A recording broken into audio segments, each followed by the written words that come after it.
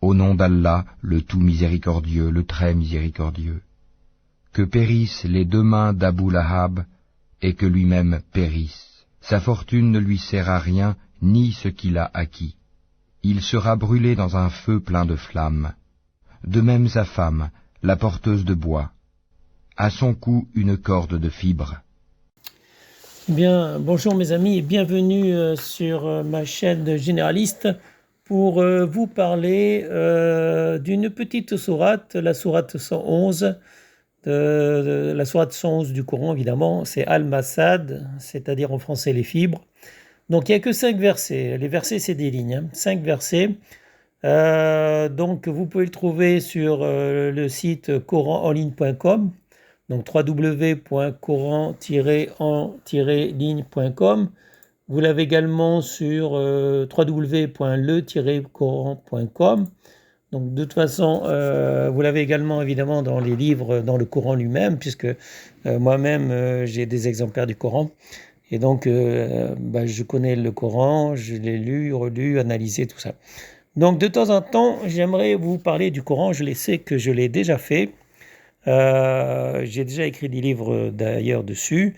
Et là, je vais vous parler d'une sourate particulière, c'est la sourate 111, donc vers la fin du Coran, vers la fin du livre.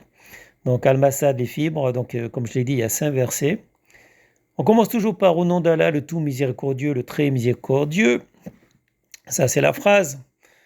Mais la miséricorde d'Allah n'est pas la même que la miséricorde classique en fait, parce que Allah est tout puissant et c'est lui qui gère à la fois le paradis et l'enfer, qui décide qui va en enfer, qui va au paradis. Donc c'est Allah qui décide tout ça, c'est Allah qui gère les deux.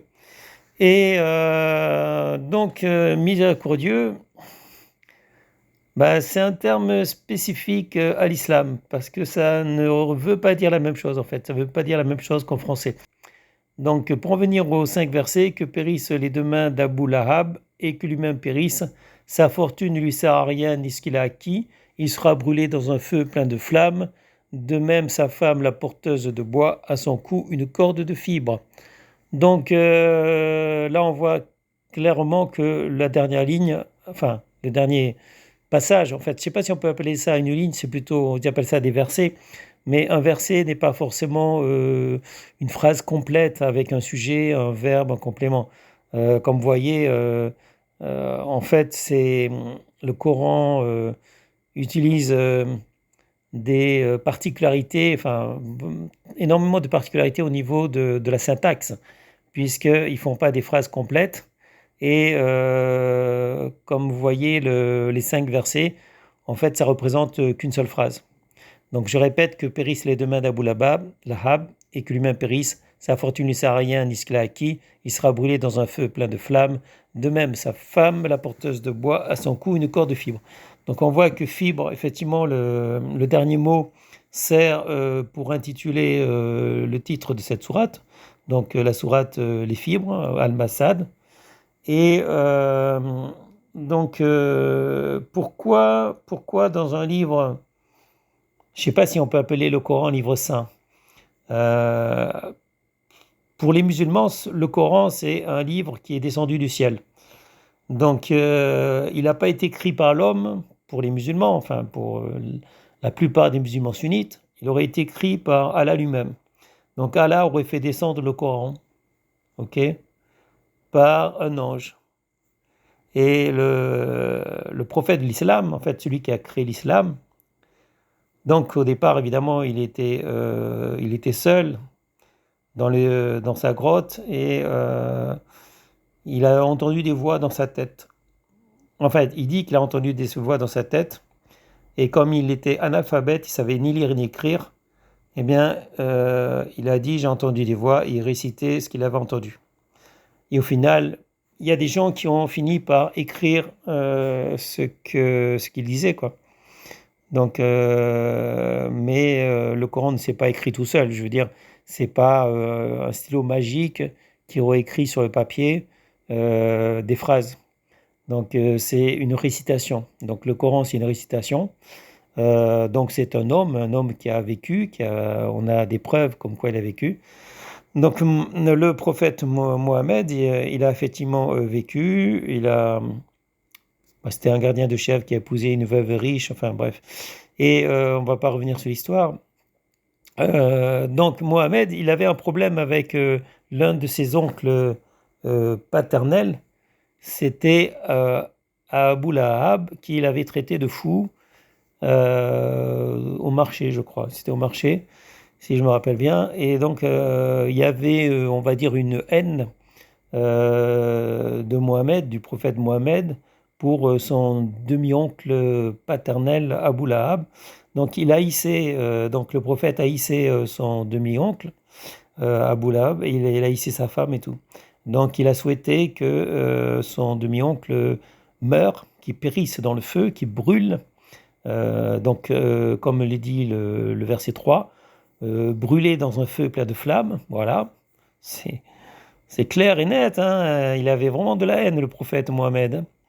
Et donc Mohammed, non seulement il voulait que son demi-oncle meure, mais il voulait aussi que sa femme périsse, hein, ainsi que sa femme, la porteuse de bois, la pauvre, elle portait du bois. C'est un métier difficile. Bon, ils faisaient ce qu'ils pouvaient avec leurs mains. C'était pas des gens très, très, très instruits, hein, c'était des bédouins. Donc, comme je l'ai dit, le prophète Mohammed, il n'était pas instruit, il savait pas lire et écrire. Donc Mohammed lui-même, il n'était pas instruit, son demi-oncle n'était pas très instruit non plus, et la femme de Abu Lahab n'était pas instruite non plus. Elle portait pour travailler, enfin c'était des gens pas très riches, pour travailler, elle était obligée de porter du bois. Et donc Mohammed, dans sa grande miséricorde, si on peut le dire, il a souhaité que son demi-oncle meure brûlé dans les flammes, et que sa femme, la femme de son demi-oncle, périsse, étranglée, pendue par une corde de fibres. D'où voilà, la sourate 111, Al-Masa des fibres. Donc voici un des passages, je ne sais pas si on peut dire un passage clé, mais un passage important, même s'il est très court, du Coran. Donc pour ceux qui ne connaissent pas encore le Coran, qui n'ont pas lu, qui n'ont pas envie de lire, voilà la sourate 111, vous la connaissez désormais, donc c'est facile.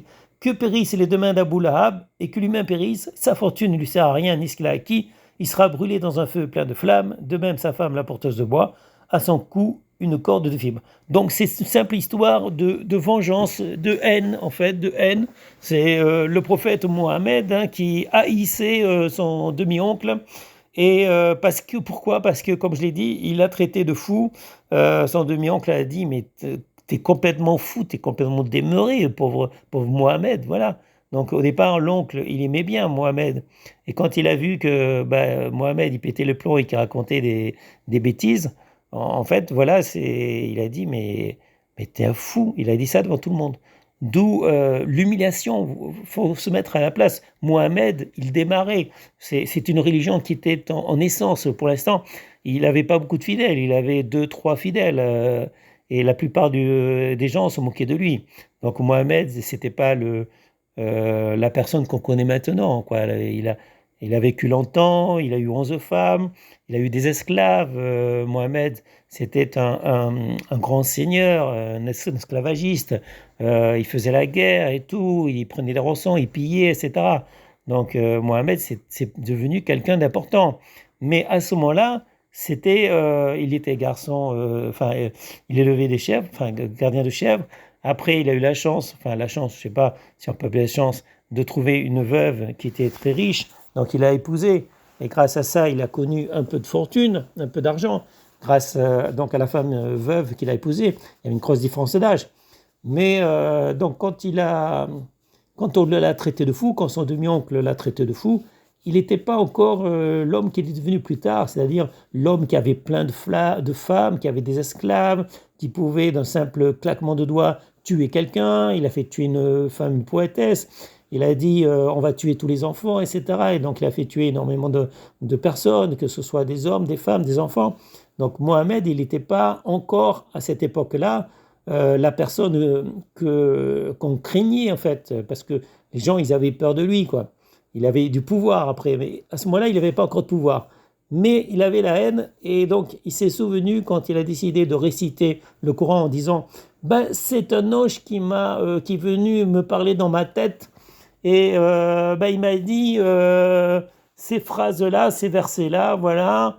Il m'a dit que mon oncle devait périr dans le feu, plein de flammes, et que la femme de mon oncle, ben, elle devait être étranglée, pendue à une corde de fibre. Voilà. Donc en fait, voilà. Donc c'est comment dire? Est-ce qu'on peut croire que un Dieu aurait balancé ce genre de phrase?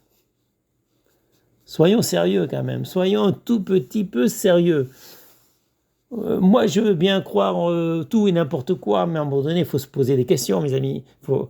Bon, je sais que beaucoup ont appris le Coran par cœur sans le comprendre. Moi, je connais des amis musulmans qui ne parlent pas arabe.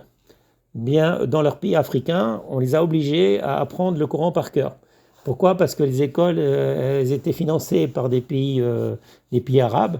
Et donc, en échange comment on appelle ça, de la nourriture, parce que ils étaient, comment dire, ils étaient instruits et nourris en échange d'une obligation d'apprendre par cœur le Coran arabe, alors qu'ils ne comprenaient pas du tout ce qu'ils apprenaient par cœur, hein, puisqu'ils ne parlaient pas arabe, c'était des Africains. Et donc, en échange de l'obligation d'apprendre le Coran par cœur et de devenir musulmans, ben, on les a nourris, on les a habillés, on leur a donné des connaissances, voilà. Mais l'obligation, c'était de devenir musulman et d'apprendre par cœur. Voilà, apprendre par cœur des phrases qu'ils ne comprenaient pas. Et s'ils avaient compris ce qu'ils apprenaient par cœur, ils auraient trouvé ça bizarre que, par exemple, la sourate 111, qu'on veuille brûler quelqu'un et qu'on veut pendre la femme de cette personne. Voilà. Ils se seraient dit, mais qu'est-ce que ça a à voir avec une religion? Franchement, sérieux, qu'est-ce que ça a à voir avec une religion, le fait de brûler une personne, tout ça parce que la personne vous a traité de fou, voilà. Donc, à un moment donné, on peut croire tout et n'importe quoi, mais il faut se poser des questions, mes amis. Il faut réfléchir, il faut utiliser son intelligence, il faut utiliser sa tête, voilà. Donc, essayez la prochaine fois de lire avec intelligence et de ne pas apprendre par cœur, surtout dans une langue que vous ne comprenez pas. L'important, c'est de comprendre ce qu'on lit et ne pas apprendre bêtement par cœur, parce que là, on apprend un truc, on ne sait même pas ce qu'on apprend. Voilà, ça ne sert à rien. Bon, ça sera tout pour cette vidéo. Je vous souhaite à tous, mes amis, une bonne journée. Restez en sécurité, portez-vous bien.